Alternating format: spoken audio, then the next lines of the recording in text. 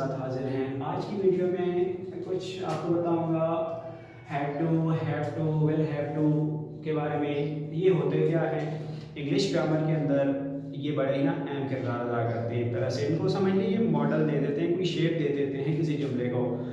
अब अगर बात करते हैं हैड टू की, तो अच्छा इन तीनों के हवाले से एक बात और, अगर हम अंडर कंपल्शन कोई बात, हमें कोई काम करना पड़ता है मजबूरी के तहत, कंपल्शन कहते हैं मजबूरी को, किसी मजबूरी के तहत हमें कोई काम करना पड़ता है, तो हम लोग इन तीनों में से किसी का यूज करते हैं जुमले की, सेंटेंस की मुनासबत से, सेंटेंस को देखते हुए कि उसका स्ट्रक्चर कैसा है।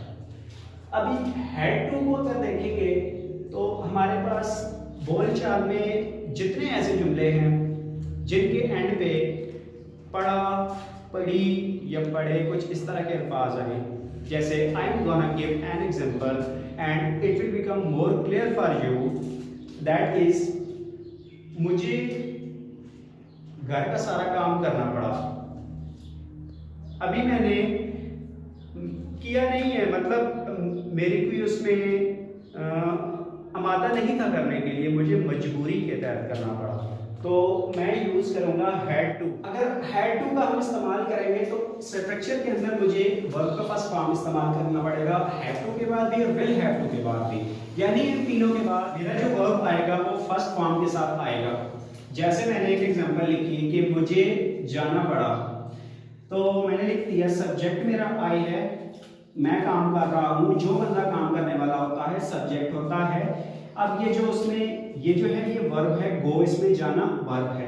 उससे पहले मैंने हैड टू का इस्तेमाल किया, क्यों किया? क्योंकि स्ट्रक्चर ने मुझे बताया, जब मैंने उर्दू का जुमला देखा तो उसके एंड पे मुझे पढ़ा मिला, मतलब कोई काम हुआ है, मैं गया हूँ, लेट्स सपोज मैं गया हूँ, तो मुझे मजबूरी के तहत जाना पड़ा वहाँ, तो मैंने लिखा मुझे जाना पड़ा। अगर मैं यहाँ पर एक और चीज ऐड कर दूं तो बहुत अच्छा लगेगा कि मुझे वहां जाना पड़ा, तो इंग्लिश के अंदर मैं लिख देता हूं I had to go there, मुझे वहां जाना पड़ा, मैं राजी नहीं था वहां जाने के लिए, या मुझे वहां जाकर के कोई मसला होता, लेकिन फिर भी किसी के कहने पर मुझे वहां जाना पड़ा, तो I had to go there. समझ आ रही है मेरी बात की? यानी हमें अंडर कंपल्शन कोई काम करना होता है तो हम हैड टू, हैव टू या फिर हैव टू का यूज करते हैं। अभी हैड टू के लिए मैं एक दो और एग्जांपल आपको देता हूं, जैसे मुझे खाना खाना पड़ा, यानी मेरा दिल नहीं कर रहा था, मेरा जी नहीं कर रहा था कि मैं खाना खाऊं, मुझे भूख नहीं लगी हुई थी, लेकिन किसी के कहने पर मुझे ये काम करना पड़ा, तो मैं कहूंगा कि I had to eat meal. Had to के बाद वो की फर्स्ट फॉर्म ईट लगाऊंगा, उसके बाद मील लिख ले, फूड लिख ले, लव पेट लिख ले, it's up to you, whatever you want to write you can write. अब मैंने ये तीन एग्जांपल लिखी हैं, इनमें भी मैं चल इनकी इंग्लिश अभी आपको बना के बताऊंगा। अच्छा, ये तीन एग्जांपल इसलिए लिखी गई हैं कि इनमें एक खास किस्म की दो तीन वर्ड आपको वोकैबुलरी के भी मिल जाएंगे। तो जैसे मैंने लिखा कि मुझे बाइक चलाना पड़ा, यहाँ पर जरा ध्यान दीजिएगा, मैं बाइक चलाने की बात कर रहा हूँ, तो मैं लिखूंगा I had to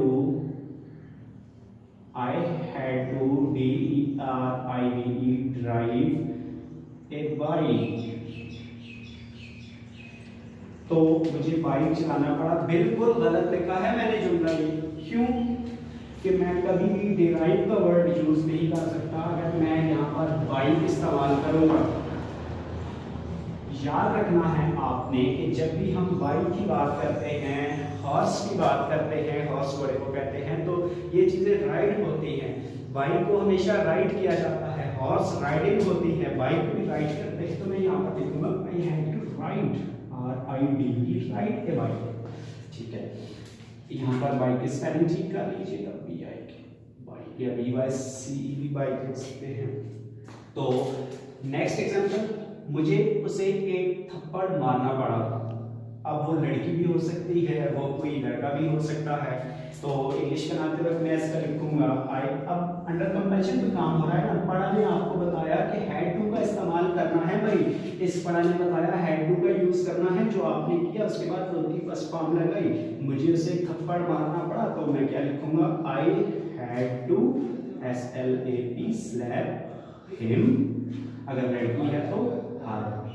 I had to slap him और हर, ये लिख लिया मैंने। आखिरी एग्जाम्पल पे आते हैं। यहाँ तक समझ आ गई भाई आपको? आई होप के समझ आई होगी। मैंने इतना डिटेल के साथ आपको इतने प्यार से पढ़ाया है। हैड टू का इस्तेमाल कहाँ और कैसे करते हैं लाजमी समझ आनी चाहिए आपको। तीसरी और आखिरी एग्जाम्पल के ऊपर आते हैं जी। कुत्ते को भौंकना पड़ा। वैसे कुत्ते भौंकते रहते हैं, याद आया कुत्ते भौंकते रहते हैं। एक और एडवांस, अच्छा ये सारे एडवांस ग्रामर के रूल हैं, किसी किस्म का कोई टेंस इसमें इन्वॉल्व नहीं है। टेंसेस मैं आपको अलग करवाऊंगा। वैसे भी मैंने कहा जरा कि वीडियो बनाकर मैं आपको बता देता हूँ कि इंग्लिश ग्रामर हम कैसे पढ़ाते हैं। अब कुत्ते को भौंकना पड़ा तो इसमें मैं लिखूंगा डॉग हैड टू। अब कुत्ता, dog had to bark, BARKE, bark. Dog had to bark, कुत्ते को भौंकना पड़ा। डॉग हैड टू बार्क आ जाएगा। तीसरी और आखिरी example, dog had to bark. I hope कि मैंने आपको ये जितना टॉपिक करवाया है इसके हवाले से आपको किसी किस्म का कोई मसला नहीं है, सारा आपको क्लियर हो गया होगा। अगर आपको फिर भी कोई मसला आता है तो नीचे कमेंट सेक्शन में इसलिए है, आप क्वेश्चन लिखेंगे, मैं आपका आंसर करूंगा। तो नेक्स्ट वीडियो में मिलते हैं, तब तक के लिए इजाज़त दीजिए। अल्लाह हाफिज़, बाय बाय।